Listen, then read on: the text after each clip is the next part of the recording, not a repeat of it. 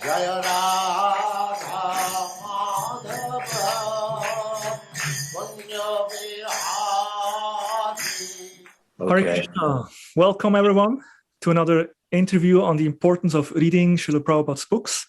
On behalf of ISKCON Ministry of Education, we welcome you all. And today we are very happy and honored to have with us His Grace Kripanidhi Prabhu. Hare Krishna. Thank you for joining us, Prabhu. Hare Krishna. Hare Krishna, thank you. It's a nice title, nice topic. Yeah, books are the basis, the importance of the books. Kripanidhi Prabhu is a disciple of Srila Prabhupada, originally from Canada, Toronto, received his first Back to Godhead magazine around 1968. Then later on in 72, in Portland, Oregon, received initiation from Srila Prabhupada. And basically, since that time, like almost 50 years now, this dedicated his life and serving, especially in book distribution. And now lives in Mayapur. And there he's also doing Harinam book distribution, guiding devotees, inspiring devotees with Zoom classes. So we're very happy to have you with us, a devotee who has dedicated his life and always centered around Srila Prabhupada's books. So we're looking forward to hearing from you. Would you like to share with us, how did you came in?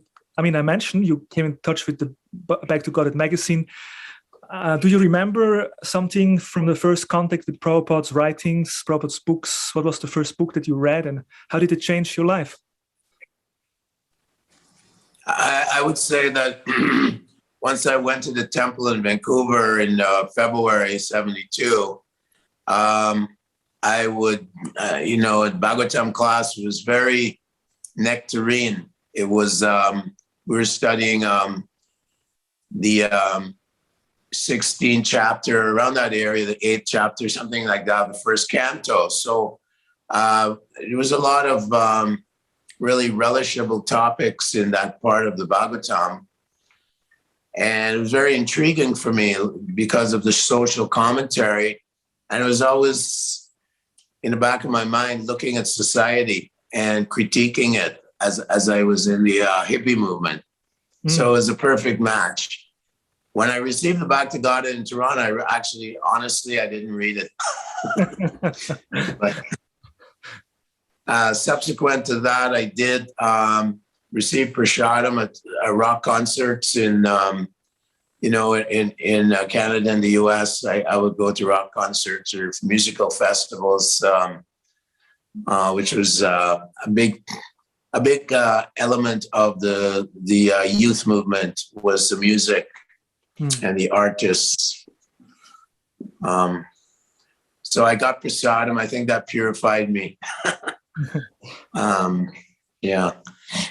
So the taste for reading Prabhupada's books was quite strong once I joined in Vancouver, and also attending Prabhupada's lectures in Portland, Oregon at the time in 72. I always relished philosophy and history, especially in school. So yeah, the more we would perform book distribution, it seems the more thirst we had, or I had for reading and absorbing myself in Srila Prabhupada's books. And we're very eager to memorize Ishopanishad. I remember memorizing some of the first verses of the Ishopanishad as in the beginning of my devotional service, and then moving on into the Bhagavad Gita.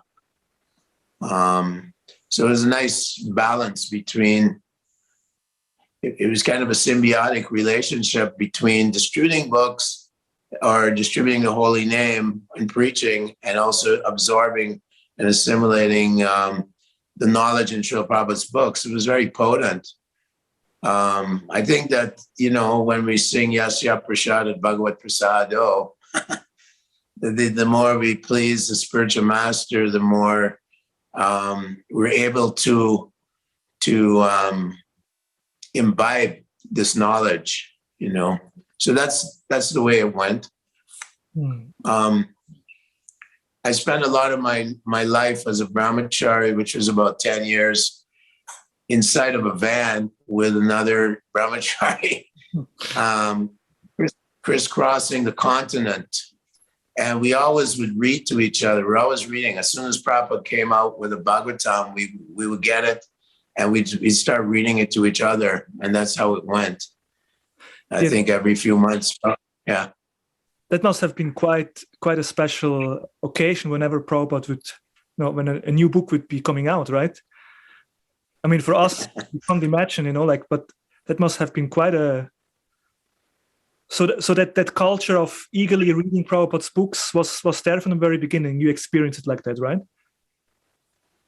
Yeah, I really didn't have to force myself. I think that, they say the brahmachari lives in the ashram of the spiritual master. There was some kind of adjustment coming out of this youth movement, and having rejected material knowledge and so on.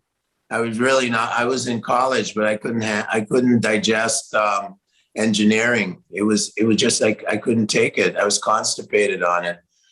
But with Prabhupada's books, we just drank the nectar constantly and really absorbed the philosophical understanding that Srila Prabhupada was giving us. It was really a very exciting time for us, and always looking forward to Prabhupada's next Srimad Bhagavatam. Yeah, certainly I like to get back to this point of the connection between reading and preaching. But maybe first, you could just, in general, tell us why do you think it's so important to read on a daily basis regularly? What's the importance of that? Why should we do it? I experience personally that Srila Prabhupada is in every single word of his books. And when I'm reading, I can almost hear Srila Prabhupada's voice. Wow. It's quite mystical. But I feel Srila Prabhupada's presence reading his purports, and therefore I'm associating with the great Acharya and, of course, his predecessors. So we have to really saturate. I found I have to saturate my mind with these words of Srila Prabhupada, which are, Prabhupada said, they're, written by Krishna, and he was the instrument, So we're actually associating every day. Prabhupada is kind of writing us a letter. Here's the letter today. Currently, I'm reading the 8th canto, The Demigods and Demons Churning, the Ocean of Milk, and they're warring between each other. It's actually very exciting.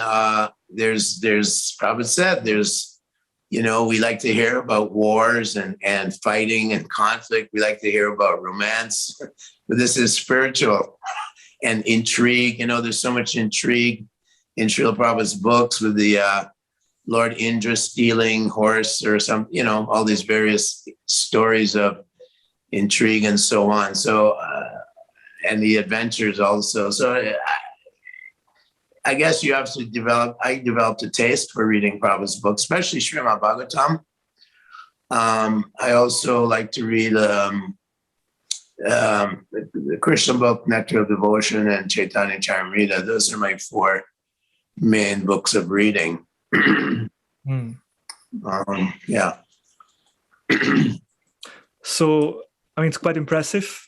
You have met Srila Prabhupada, and almost 50 years later, you're still reading his books. And from your experience, it's the way you connect and associate with Prabhupada.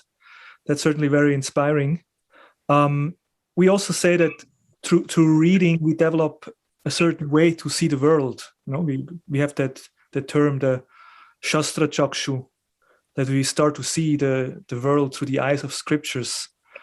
I'm sure as a book distributor also, you must have a lot of experience in this regard. You like to share some realizations on how reading Prabhupada's books changes the way we see the world?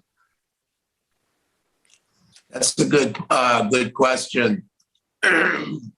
Especially, Prabhupada said these books are non-different from Lord Krishna or Narayan. So when you're on the road a lot and you're practically living with Prabhupada's books, you're associating with a deity. The Bhagavatam is like the deity incarnation of the Lord. So we're actually, anywhere we are, if we have Srila Prabhupada's books at hand, we can associate with the deity of the Lord in his book form. If we, somehow or other fail to make a habit of reading Srila Prabhupada's books, inadvertently or even unintentionally, then the mind becomes attracted to absorbing in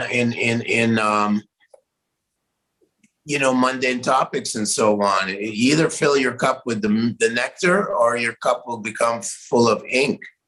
So it's very important to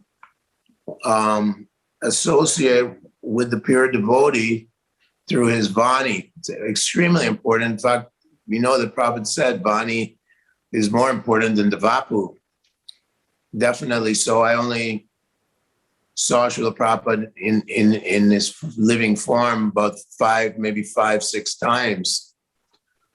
And that taste comes from pleasing him. Shishusho Shradhajanas Cha Vasudeva Kata Ruchi. That Ruchi comes from pleasing the spiritual master to whatever capacity or guna and karma is. I may be a pujari or cook and so on. Head temple commander, a administrator, or I may be, in my case, I like preaching a lot, just conveying knowledge to young people especially, or to people in general. So the more we try, I find the more strength and ability we have. And Prabhupada made it clear, you're distributing my books, but you're not studying them.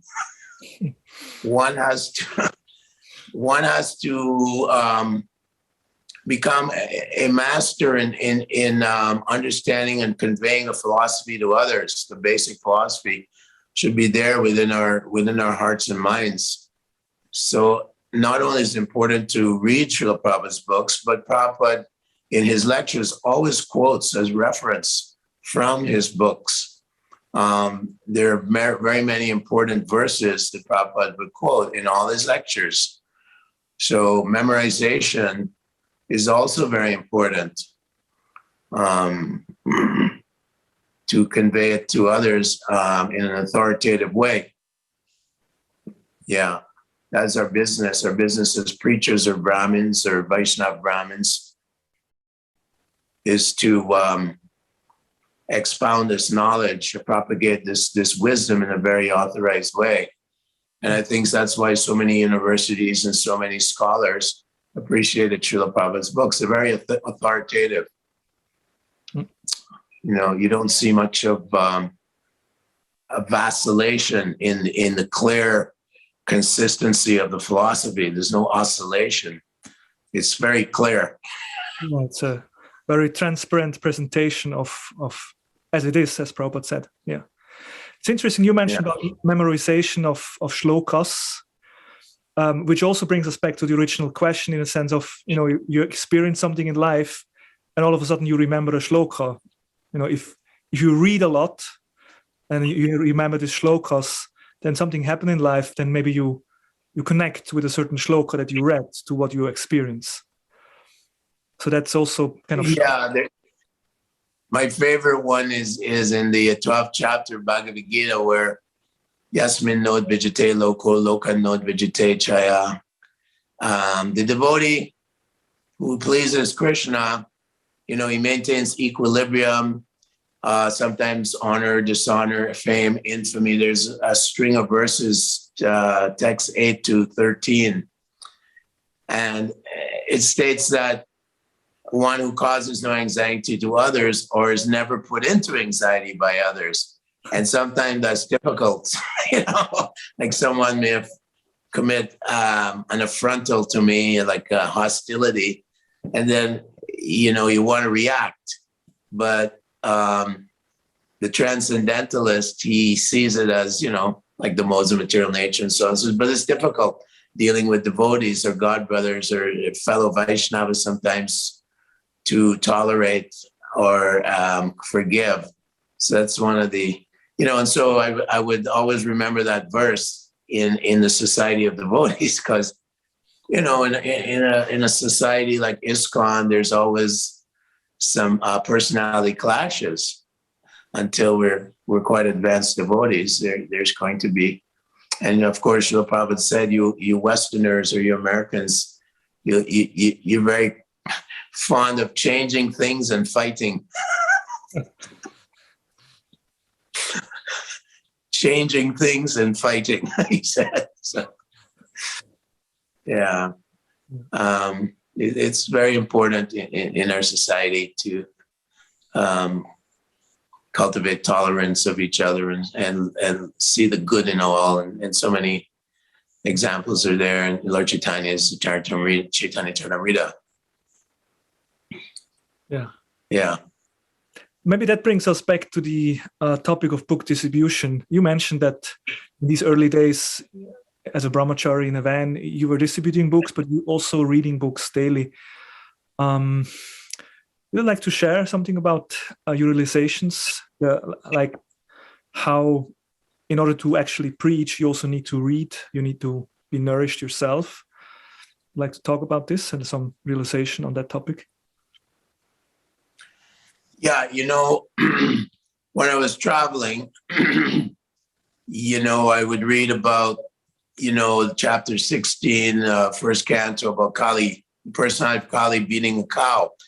And in America and Canada, there's lots of cows on the highway being taken to slaughterhouse. So you get a lot of realizations about that. It's also very important to constantly be realizing that you're surrounded by people who are involved in pursuing material opulence and sense gratification. That's what the American dream is all about. So we'd constantly be reading to keep the mind in check about contemplation of sense gratification, because as brahmacharis, we were going to these rock concerts a lot. We're following all the big name groups and so on. I did live in Delhi for 6 years, and things changed. I started working at the top universities in New Delhi, opening up clubs, bhakti yoga clubs, and I opened quite a few of them. And that was a more intellectual time in my life, where I would, study books by Sadhaputta and so on. But I noticed I would drift over to more studies of the cosmogony in the Srimad Bhagavatam 5th canto, and the explanation of how the universe, the origin of the universe, how the universe works, the size of the universe, and all these things. So because of that intellectual environment I was in at the universities, my attraction to different parts of the Bhagavatam would shift over.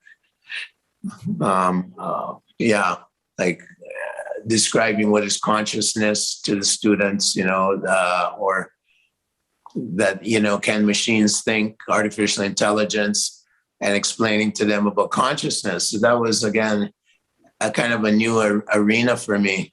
And it was very rewarding. It was also very stimulating to speak to highly intelligent students. Indian students are highly academic, and they get imported all over the world. So, yeah. And also I found that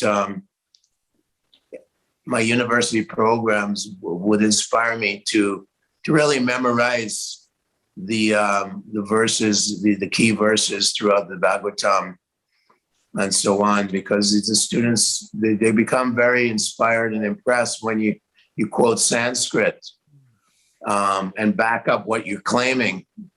You're not just speaking in a sentimental way. It's a scientific way, and they like science.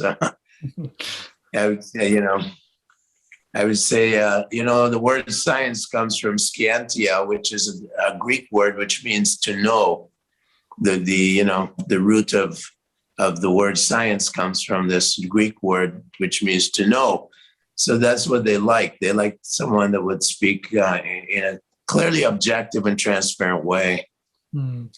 So then I was studying, movement of the sun, the higher planets, the middle planets, the Bhumandala, and the lower planets, the Patalas and the Atalatalas.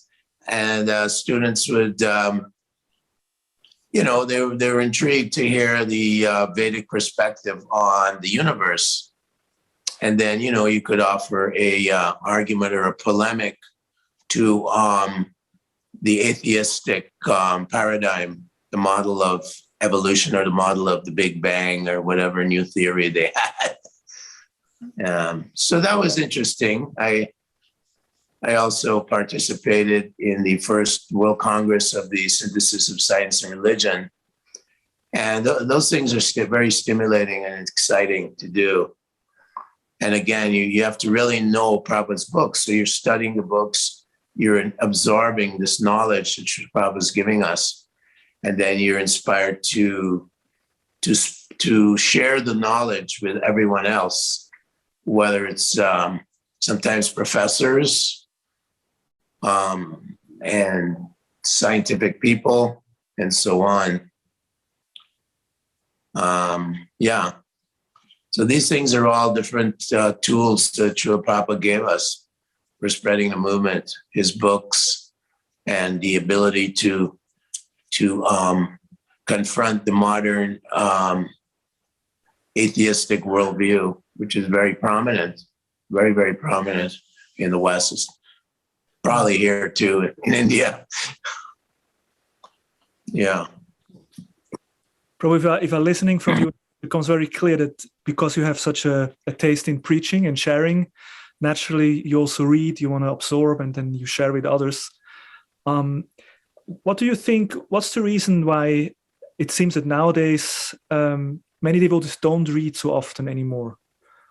I mean, there is a reason why we have this program here, Books Are the Basis.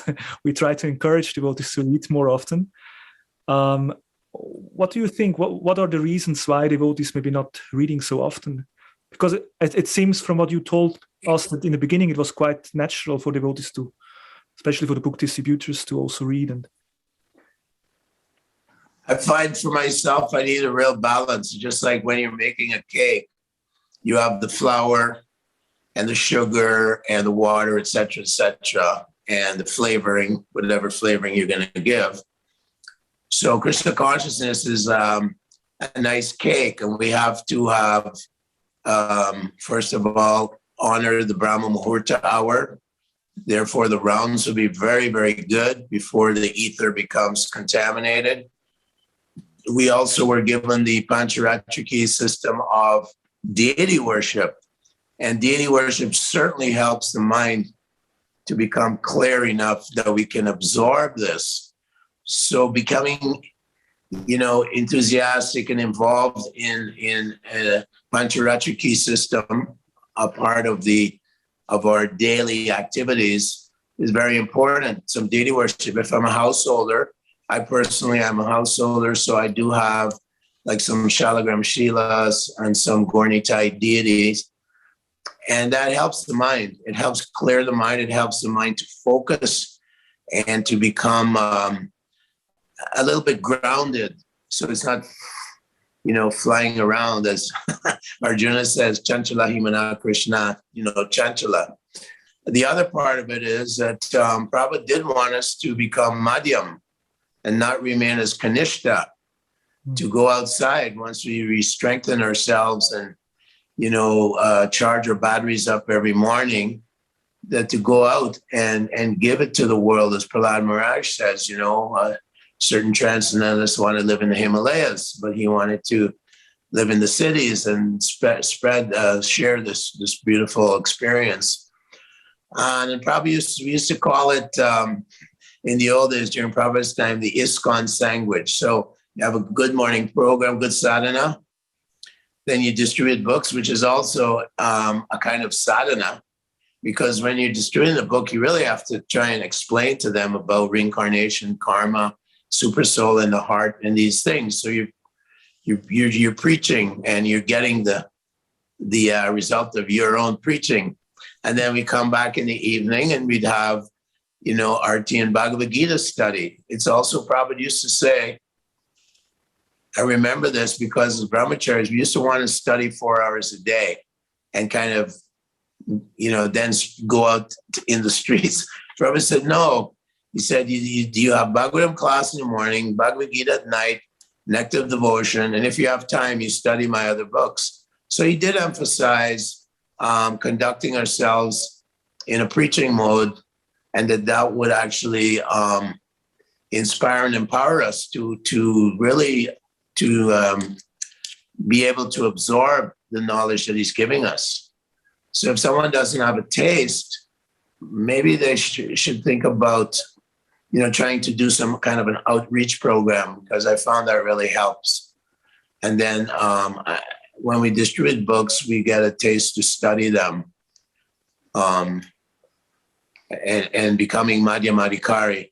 As we gradually evolve ourselves to Madhyam platform and more attachment and more ruchi, more taste and more nishta. Nishta is being steady. Certainly the modes of material nature, passion, ignorance will move away from us. And as we cultivate the mode of goodness, that is conducive to self-illumination. We become illumined. The knowledge is actually, a lot of it's in our hearts.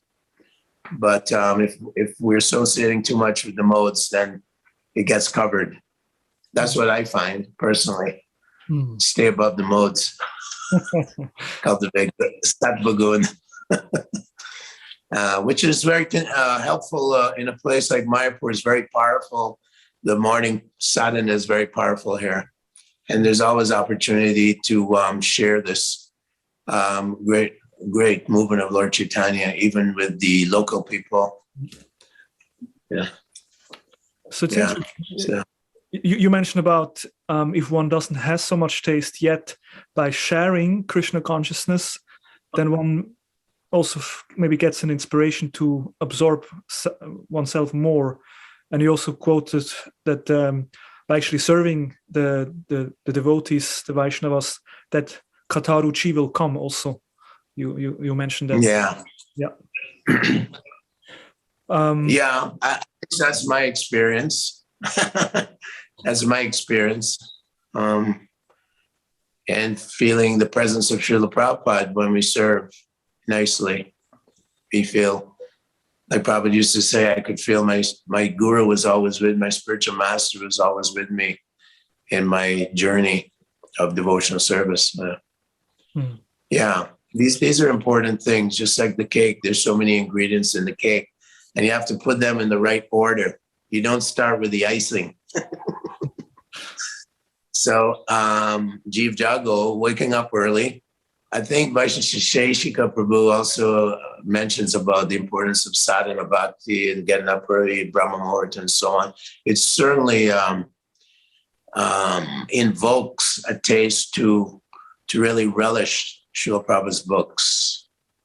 Yeah. How would ISKCON be a different movement if devotees actually would read? Every devotee would read everything. I think there would be a higher standard of Krishna consciousness for sure. There would be a lot more utsaha nischaya dharya tat karma pravartana. There'd be a lot of enthusiasm, a lot of more patience, especially with each other. And determination also. You become more determined. It's also important, I found, to chant very attentive japa, which is very powerful in terms of facilitating one's ability to sit down and study Srila Prabhupada's books. The importance of focused japa, not offensive japa, is extremely important. And it's also helpful if we do it in a group. You see, within the temple room, it's always more potent and powerful group japa than alone, solitary japa. I found anyway. And that helps again, it's kind of a driving engine for studying Prabhupada's books. Now, slowly coming to an end of our conversation, reading is one thing, application is another one. How to make sure that we apply what we read? Prabhupada gave us so much knowledge, so much wisdom. What would you say? How to apply? Any advices? I think that's the biggest challenge because, you can memorize and know a lot of Sanskrit verses. You can have read the philosophy. The application or the achar is more important than the prachar in many ways. There are many, many wonderful advanced devotees who are not highly scholarly, you might say. They're not big pundits, but their hearts are very pure and they implement the instructions of a spiritual master to a very high degree. And those are they're in a sense, they're the acharyas. They're yadyadacharati shrestas. They're setting the tone, setting the example. So definitely implementation is very important. That comes basically from controlling the mind. The mind is the king of the senses. And especially in the Western environment, there's so many distractions. Prabhupada said there's so many distractions. How can someone survive as a brahmachari in a place like, Western Europe or Germany or America or Canada, where there's so much distraction for the mind? So taking shelter of devotees association and really good japa and these different ingredients is very, very important. And we can always reevaluate our devotional service sometimes. Where am I being a hypocrite? What am I doing that's hypocritical? Well, I got offended by this devotee and now I have a grudge, and then the fault finding follows. So kuti nati and all these. So these things are described, especially in the Chaitanya Charitamrita, how to associate with devotees, how to honor the holy name in a very respectful and humble way, therefore honoring and respecting my fellow Vaishnavas and keeping the mind under a very short leash. And that those are in my experience, accomplishing many things externally, we've seen that. And, sometimes leaders would think, oh, I got to please Prabhupada. I've got to do so many books. I've got to make so many devotees. And that the sacrifice of or the devotees under the leadership or any devotees, sacrificing their internalization of Krishna consciousness is an item that I've observed over the years. We have to hunker down as well and make sure my spiritual devotional creeper is well nourished and taken care of. Yeah. That's very inspiring to hear from, especially a senior devotee who has been preaching so much, that at the same time this introspection is important and that nourishment for one's own spiritual life. Thank you so much. Sure. Thank you so much, Prabhu, for sharing your valuable time with us. Do we have any final message for us on this topic of how to in our reading or on the books or the basis? Any final message you'd like to share before we close? Well, a little quip. A shloka a day keeps Maya away. That's what I always tell myself. At least shloka and purport a day keeps Maya away. Little things like this. Go over the Bhagavad Gita before we sleep, or Krishna book a little bit, so the mind is nice and rest nicely. when we go to sleep. Chapter a day. Vaisheshika advises chapter a day. Just read through the, the verses and so on. So very important. Very important. Yeah. And hopefully devotees will be more inspired to read Prabhupada's books, which is extremely important. Yeah. Nirvishesha Shunyavadi. Srila Prabhupada is delivering us from impersonalism and voidism. And if we're not absorbing our minds in his books, then we can venture off or, drift off into kind of impersonal void. So it's very important. Yeah. So Hare Krishna. That's a very beautiful point, that we want to be personal with Prabhupada, and also we should read his books to always stay in touch with him. Yeah. All right. Thank you so much, Kripanidhi Prabhu, for sharing your realization. Thank you, Prabhu. Hare Krishna. Krishna Prema Prabhu. Thank you. Hare Krishna. Srila Prabhupada. Jai. Jai. Hare Krishna. Hare Krishna, Hare Krishna, Krishna Krishna, Hare Hare, Hare Rama, Hare Rama, Rama Rama, Hare Hare.